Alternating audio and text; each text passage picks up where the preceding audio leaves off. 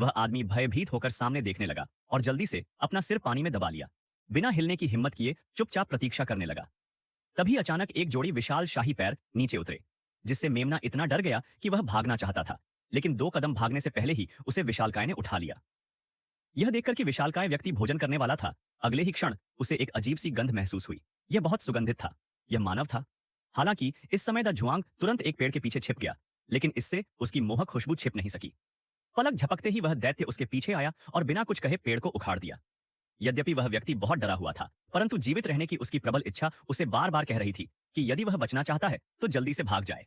यद्यपि विशालकाय व्यक्ति बहुत सुस्त लग रहा था, लेकिन यह विशालकाय व्यक्ति की लंबी टांगों के लाभ में बाधा नहीं बन सका।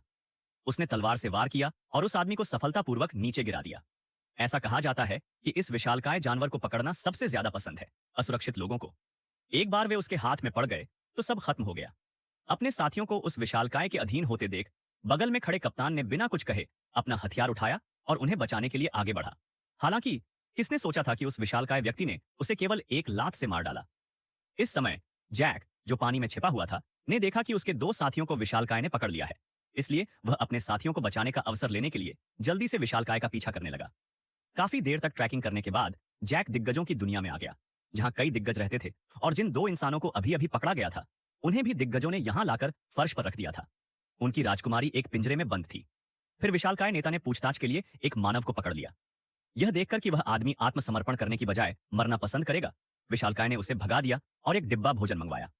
उसी समय जैक भी विशालकाय की मांद में आया। उसने सोचा कि उसका छोटा शरीर एक विशालकाय व्यक्ति के पीछे चल रहा है, लेकिन इसी समय 2 और विशालकाय व्यक्ति आ गए। यह देखकर जैक जल्दी से एक पत्थर के गड्ढे के पीछे छिप गया।